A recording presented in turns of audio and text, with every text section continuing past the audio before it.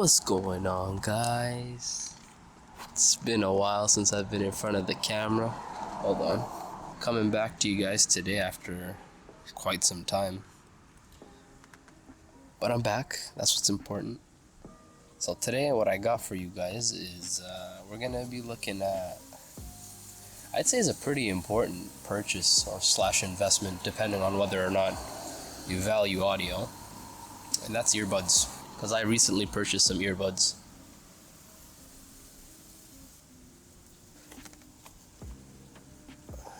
Forget you guys saw that. I purchased a set of AirPod 4s and a set of Anchor Soundcore P20Is. So this video is just a comparison of them, because I was like surprised by what I heard between the two. And so I'm just gonna lay out for you guys my experience, with having the two headphones for about 2 weeks now. So let me give you guys some context. I purchased the Anchors as a backup to the AirPods. So I said, I'm gonna use the AirPods for editing, because better sound quality, all these other things. I don't know, all these intangibles.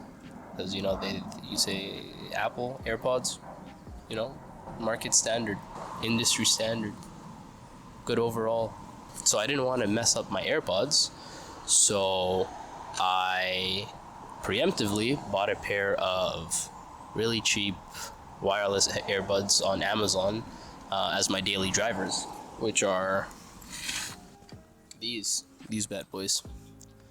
It's a nice case. We're gonna get into the nitty gritties of what I like, what I don't like, and all of that between the two, but that's I guess a foreshadowing. It's a nice case. I like the case. I have my laptop here because I have my notes right here. So the AirPod 4s, don't get me wrong, I love the AirPods. They sound great, and they have things like built-in integration, especially if you have other Apple products, but that has an asterisk on it, so we'll get back to that. They're IP54 water and dust sweat resistant. You can go read the text sheet on the Apple website for all of this stuff, but the intangible things, they're good. You put them in your ear, they detect your ears lickety split, and they pair.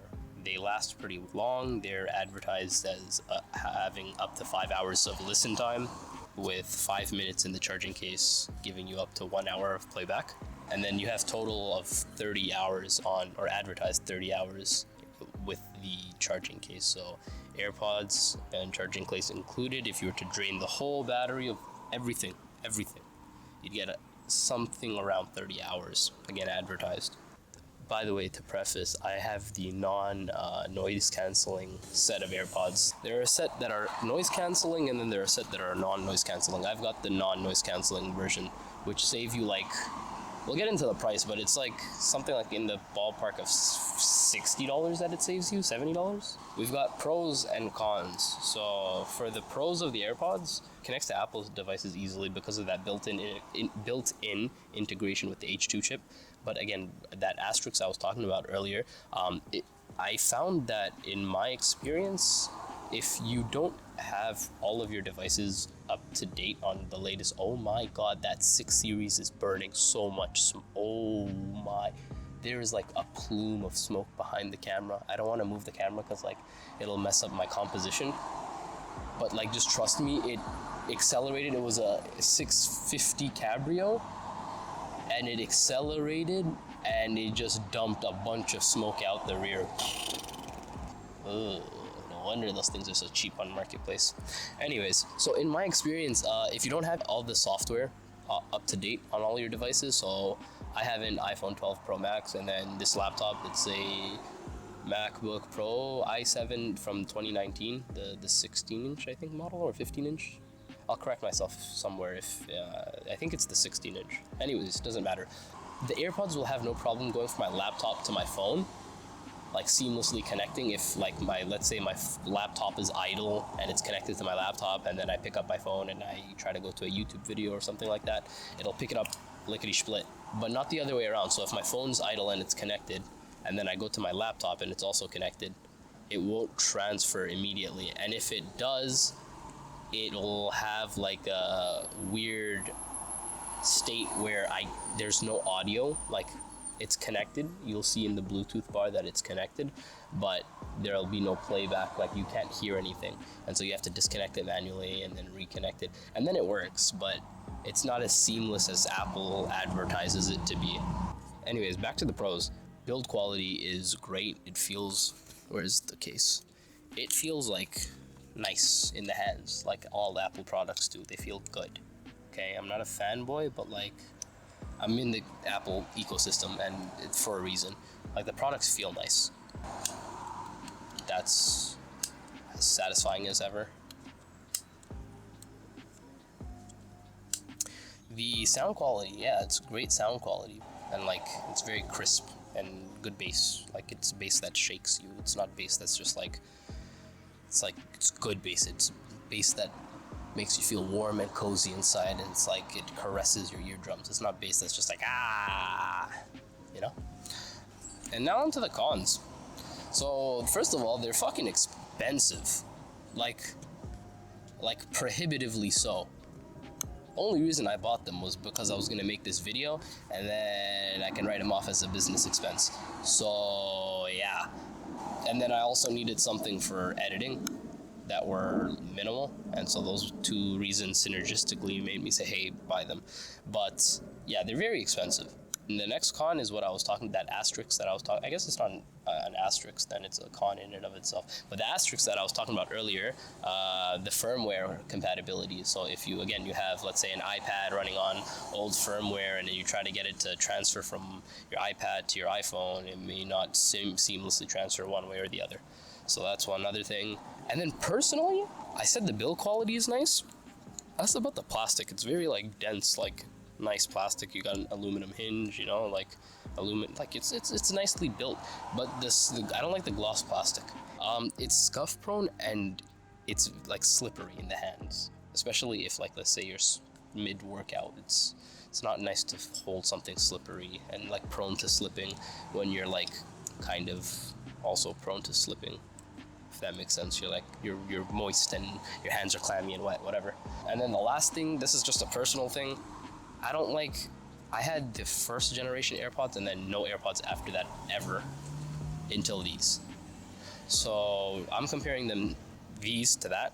I don't like how, like, grabbing them is not as seamless. And I know this seems so small and minute, but grabbing them isn't as seamless as grabbing the first generation AirPods. And that's just a personal thing. So we've exhausted everything that we could talk about the AirPod 4s.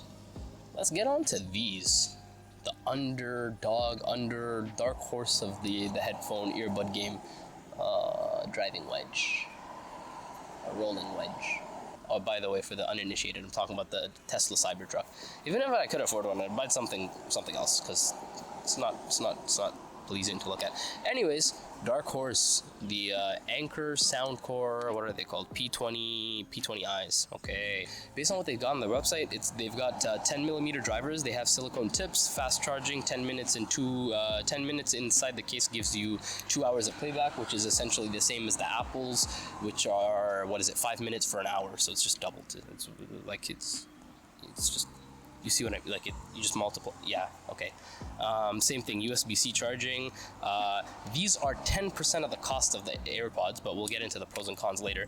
They're IPX5, not 554. They've got 2 mics to the AirPods 2, I believe, or 4? I don't know how many mics. I think it's 2. I'll put a correction up somewhere if it's not. Same thing, total playback of 30 hours if you were to drain the batteries on board the buds and the case. 30 hours total, plus minus whatever.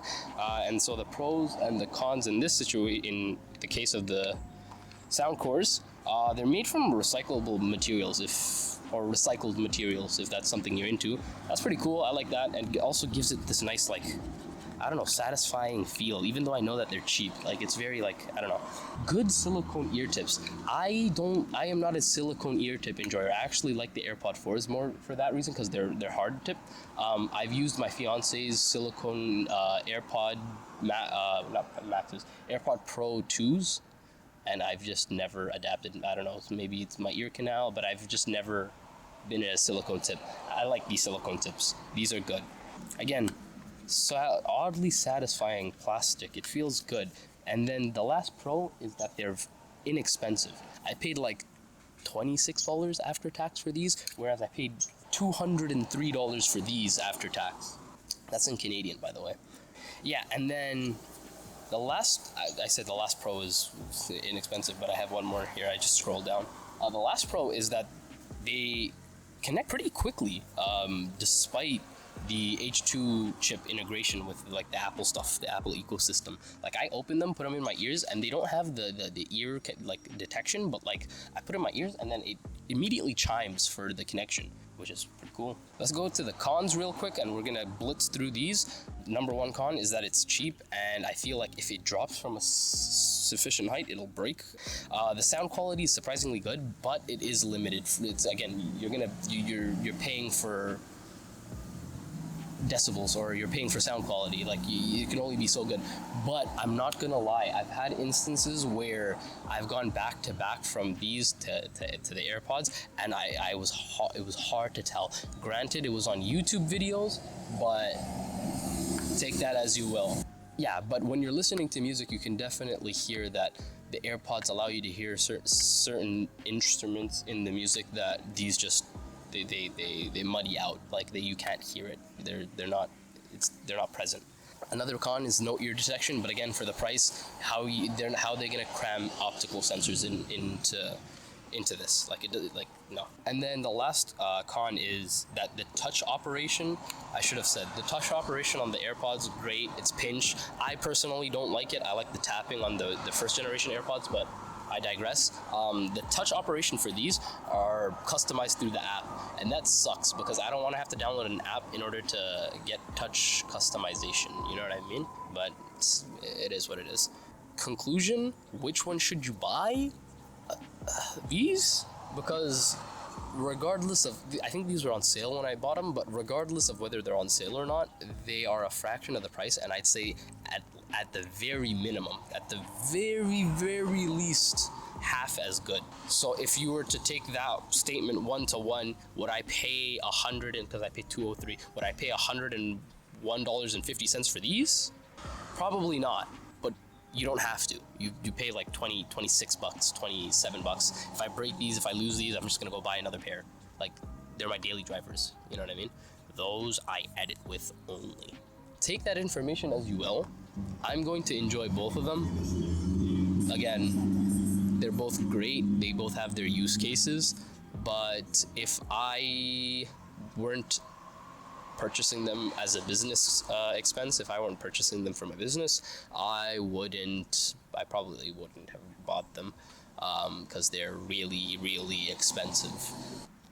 I was being conservative with 50%. These are half as good. These are like 75% as good as those. It's like just little creature comforts and like bass and ear detection that those have over this. Yeah, so like 75% is good. So, and for 10% of the cost, it's a no-brainer. You buy these. I'm gonna put a link in the description for them. It's not sponsored or anything, but go check it out. And yeah, anyways, I'm going to get out of here. I'm waiting for my fiance, and then we're gonna go have something to eat. So you guys have a blessed day, and the next time you guys will see me on camera, I don't know what I'll be doing, but I'll be doing something cool. Yeah. Anyways, peace.